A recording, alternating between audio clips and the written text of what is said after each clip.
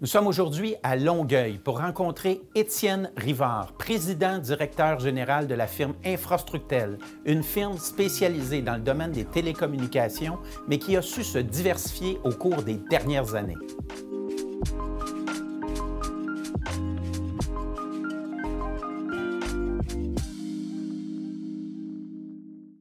Étienne Rivard, bonjour. Bonjour Bernard. Merci de nous recevoir dans les bureaux d'Infrastructel aujourd'hui.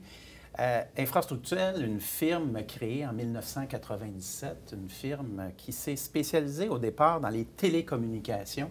Mais voilà que dans les dernières années, vous avez décidé d'étendre au fond vos activités. Est-ce que tu pourrais nous décrire quelle sorte de projet, quelle sorte de mandat que vous réalisez actuellement? Oui, bien, comme tu l'as dit, effectivement, au départ, on était vraiment spécialisé au niveau des réseaux d'utilité publique, réseaux techniques urbains. Donc, dans les 5 dernières années, on a vraiment ajouté le volet du bâtiment, le volet de l'urbanisme, l'architecture de paysage, le volet des infrastructures municipales. Donc, aujourd'hui, on est capable de prendre des projets multidisciplinaires qui touchent autant de l'éclairage public, du bâtiment, des infrastructures de rue. Un des bons exemples, c'est le projet de l'usine brassicole La Gabière qu'on a réalisé en 2019-2020, qui est un client qui est venu nous voir au départ avec le défi de vouloir se construire de nouvelles installations pour la croissance de sa demande. Donc, avec notre équipe d'urbanisme, on a pu les accompagner dans vraiment la recherche d'un nouveau site et de regarder vraiment quel aspect géographique serait le plus avantageux pour eux.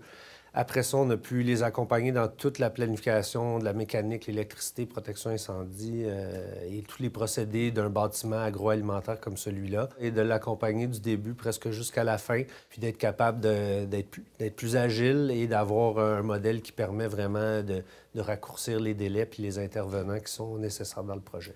Infrastructel a vécu une transition au sein de son leadership qui t'a amené d'ailleurs à titre de PDG de l'entreprise. Quels sont ces facteurs qui ont été déterminants dans le succès de cette transition au sein de votre entreprise? C'est vraiment d'avoir pris le temps. C'est vraiment une question de planification. C'est vraiment une question aussi de se donner le temps, donc sur un horizon le plus long possible. Donc, dans notre cas, ça a été sur 5 ans que le tout s'est fait. Puis je dirais aussi, au final, c'est de se faire vraiment, de ne pas hésiter de se faire accompagner par les professionnels pour faire en sorte que ça fonctionne. Donc, que ce soit au niveau légal, fiscal, coach de vie, test psychométrique, etc. On a tout mis en place pour être capable que moi et l'équipe d'associés puissent vraiment faire une transition qui était tout en douceur pour l'ensemble des personnes impliquées.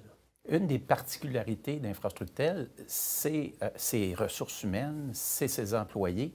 Le tiers de ses employés sont nés à l'étranger, sont issus de communautés culturelles.